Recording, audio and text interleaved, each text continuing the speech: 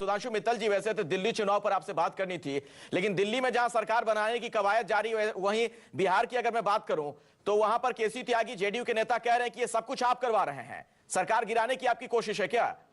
उन्होंने कहा कि ये सब कुछ स्क्रिप्टेड है और अमित शाह स्क्रिप्ट राइटर हैं। ऐसा है, अपने घर में आग लगी हुई है और दोषारोपण हमारे पर हो रहा है। किसने इस्तीफा दिया था? नीतीश कुमार जी ने। किसने मांझी को बनाया था? नीतीश कुमार जी ने।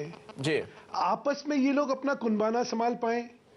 कभी कहें कि हमारा विलय हो रहा है आरजेडी के साथ, लालू प्रसाद यादव जी के साथ, कभी हो रहा हमारा तलाक हो गया। तो वहां की स्थिति सबके सामने है, लट्ठम खूब चल रही है उनमें। और अब जब स्थिति बद से बदतर हो रही है तो दोषारोपण करने के लिए उनको अमित शाह जी की याद आ गई। अमित शाह गए थे वहां पे, मांझी आए थे यहाँ पे, मांझी ने अमित शाह से मुलाकात करी थी। क्या कह रहा था? केसी त्यागी जी अगर कोई गंभीर आरोप किसी तथ्यों के आधार पे लगाते तो शायद उसका जवाब बनता भी। अब अपने घर की आग को बुझाने की जगह दूसरों में दोषारोपण करते हैं तो उसके लिए क्या कहा जा सके? नहीं, एक दरअसल सुधांशु मित्तल जी, ऐसे इल्जाम सुधांशु मित्तल जी, शक्की सुई इसलिए आपकी तरफ घूम रही है या फिर जेडीयू, ये तमाम आरोप जो जेडीयू की तरफ से लगाए जा रहे हैं, कहा जा रहा है कि आप लोग लगातार संपर्क में हैं जीतन राम मांझी के, क्या ऐसी स्थिति भी बन सकती है कि बीजेपी ज्वाइन कर ले वो?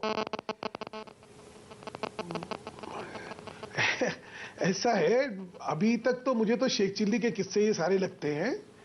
ना ऐसा कोई प्रस्ताव है, ना कोई हमारी तरफ से कोई इस तरह की प्रयत्न हो रहा है।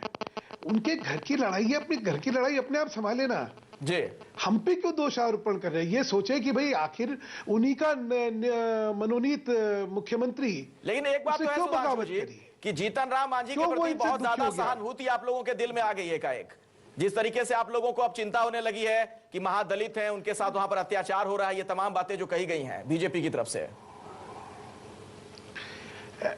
ऐसा स्वाभाविक तौर पे जब एक राजनीतिक प्रतिद्वंदी है और वहां पे उनमें जूट चल रही होगी तो आप क्या कहते हैं कि राजनीतिक तौर पे हमें क्या करना चाहिए? अगर उनमें किसी के साथ अन्याय हो रहा होगा तो हम तो उसके साथ खड़े होना चाहिए कि नहीं होना चाहिए? नहीं, मेरे साथ कांग्रेस के नेता यहाँ पर प्रणव झा हुआ कह रहे हैं कि दोनों को लड़ाना चाहिए। बिल्कुल लग रहा है कि आप लोग की सरकार बन रही है। सुधांशु मित्तल जी, आपके खेमे में क्या स्थिति है? बिस्तरा लेके चले गए हैं सुधांशु मित्तल जी। अखिलेश जी जिस तरह शराब बांटने के इल्जाम लगा रहे हैं उससे आपको खुद ही समझ आना चाहिए कि कितनी इनमें अपने जीत के प्रति कितने आश्वस्त होंगे।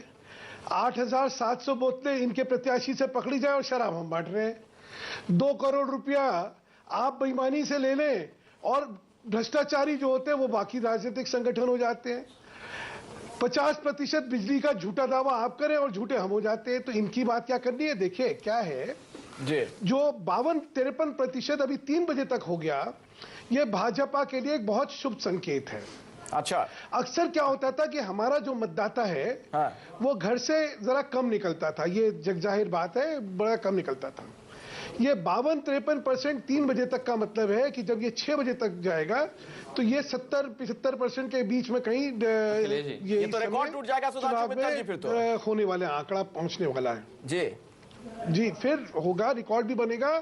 और रिकॉर्ड मत से भाजपा की सीटें भी आने वाली हैं। चलिए ठीक है, भी इससे स्पष्ट राघव चड्ढा मैं आपके पास आऊंगा, लेकिन पहले मैं जरा यहाँ पर प्रणव झा को शामिल करना चाहूंगा चर्चा में। एक छोटा सा मैं कमेंट आऊंगा राघव आपके पास आऊंगा, लेकिन चूंकि मैंने मूड की बात कर दी है तो जरा कांग्रेस से ना पूछूं तो ठीक नहीं लगे। सुधांशु मित्तल जी, आज किरण बेदी ने तो यहाँ तक आरोप लगा दिया कि जो आम आदमी पार्टी के नेता हैं वो बम तक बरसा रहे हैं, लोगों को धमकी दी जा रही है कि आपके घरों पर बम बरसा दिए जाएंगे। ये कहां से आरोप लगाया गया? इसके पीछे क्या प्रमाण था?